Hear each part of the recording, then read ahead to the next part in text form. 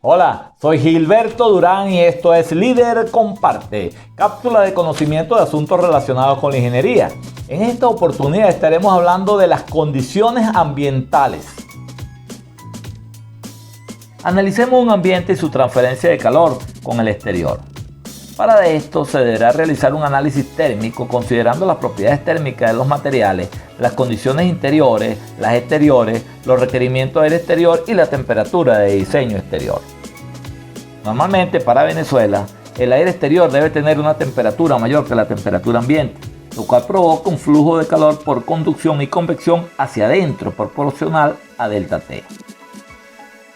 Cuando es lo contrario, simplemente el flujo de calor va de adentro hacia afuera. Esta transferencia de calor se produce a través de paredes, ventanas y techos exteriores y depende de las características de los materiales de construcción, de sus dimensiones, tanto área como espesor, y de su color y acabado exterior. Para el análisis de los fenómenos transitorios de la transferencia de calor a través de paredes y techos exteriores, se debe considerar la inercia o capacidad térmica de los materiales, que es la propiedad de los materiales de almacenar calor y transmitirlo después de un cierto tiempo al interior del ambiente. El calor que recibe el material por radiación y convección es realmente recibido por un elemento de espesor diferencial situado en la superficie exterior. Existe entonces un desfase entre la entrada de impulso de calor a la superficie exterior y su llegada a la superficie interior. En vidrios, cuando la energía radiante incide sobre la superficie de un cuerpo, esta será afectada por tres propiedades. La absortividad, que es la fracción de la radiación incidente absorbida por el cuerpo. La reflectividad, que es la fracción de la radiación incidente reflejada por el cuerpo. Y la transmisividad, que es la fracción de la radiación incidente transmitida a través del cuerpo. La inercia térmica de los vidrios es despreciable, es decir, la energía no se almacena, se transfiere casi estacionariamente. Las condiciones interiores dependen de un conjunto de consideraciones fisiológicas y económicas. Veamos algunas recomendaciones. La temperatura de confort deberá estar en un rango entre 65 y 80 grados Fahrenheit, que son aproximadamente entre 18,3 y 26,6 centígrados. La velocidad promedio del aire en el ambiente debe ser dependiente de la temperatura de bulbo seco y debe estar entre 25 y 75 pies por minuto, que es aproximadamente entre 7,5 y 25 metros por minuto. La parte del cuerpo sometida a la corriente del aire afecta el confort, por lo tanto no es conveniente, por ejemplo, detrás del cuello de las personas. La diferencia de temperatura entre el aire a nivel de la cabeza y a nivel de los pies de las personas debe ser lo menos posible, aproximadamente unos 3 grados Fahrenheit, que es equivalente a 1,5 centígrados. La humedad relativa debe estar comprendida entre 40 y 60%.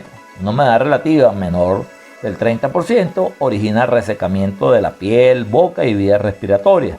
Y una humedad relativa superior a los 70% causa que ésta se acumule sobre la ropa con la consecuente emanación de olores. La concentración de dióxido de carbono en el ambiente acondicionado debe ser inferior a 0,25%. Con un 2% de CO2, que son unas 200 partes por cada 10.000, la profundidad de respiración es 30% mayor a la normal y la frecuencia de respiración es 15% mayor, pudiendo ser fatal con niveles de dióxido de carbono por encima del 8%.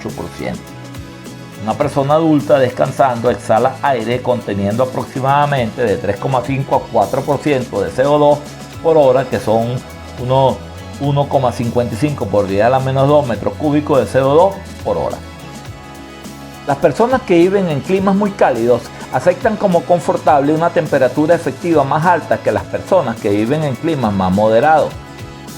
Se recomienda seleccionar una temperatura de bulbo seco interior de 7 a 20 grados Fahrenheit, que es aproximadamente entre 4 y 11 grados centígrados, menor que la temperatura de bulbo seco de diseño exterior, y una humedad relativa del 50% en aquellos ambientes donde sus ocupantes realizan actividades sedentarias. Es recomendable no seleccionar un valor bajo de temperatura de bulbo seco en aquellos ambientes donde los ocupantes permanecen poco tiempo. La cantidad de aire fresco, es decir, la cantidad de aire exterior necesario para la vida, es muy pequeño, siendo 0,4 pie cúbico por minuto por persona, lo que es igual a 0,011 metros cúbicos por minuto por persona. Sin embargo, la cantidad de aire exterior que debe introducirse en un ambiente está regido por varios aspectos, entre los cuales mencionamos la cantidad de aire requerida para proveer el oxígeno necesario, la cantidad para limitar las concentraciones de CO2 en el ambiente, la cantidad para diluir a un nivel aceptable los olores producidos por el cuerpo humano. La cantidad de energía solar recibida en un lugar particular de la Tierra varía durante todo el año debido a que el eje de rotación de la Tierra está inclinado unos 23,5 grados respecto al eje de rotación del Sol. La temperatura de la superficie de la Tierra tiende a ser más baja durante la noche que la temperatura de la superficie del agua. Debido al desigual calentamiento tierra-agua, se producen los movimientos del aire, que son los vientos, que resultan en expansiones y compresiones adiabáticas que toman lugar en la atmósfera con la consecuente disminución y aumento de la temperatura del aire. Para determinar la temperatura exterior de diseño se pueden seguir distintos criterios. Por ejemplo, seleccionar la máxima temperatura en los últimos 10 años, tomar el promedio de las temperaturas máximas durante un año, entre otros. Se recomienda utilizar la metodología de Holiday o la de Crow. El método de Holiday requiere registros horarios de temperatura por periodos mayores de 5 años. Son operaciones de tipo estadístico. El método de Crow requiere registros horarios de temperatura por periodos mayores de 15 años. El método consiste en agrupar temperaturas en zonas o áreas climáticas con características similares.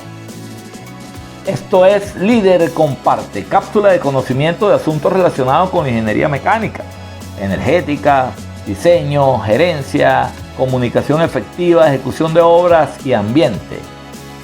Muchas gracias por tu atención. Si tienes alguna pregunta, escríbeme. Si requieres asesoría, un proyecto o un curso de capacitación especializada, estoy a la orden. Envíame un correo o escribe a mis redes sociales. Para más información, visita mi página web. Suscríbete, dale like y activa la campanita para que te lleguen las notificaciones de nuevos datos técnicos cuando subo otra cápsula de Líder Comparte. Compartió contigo Gilberto Durán. Hasta la próxima, líder.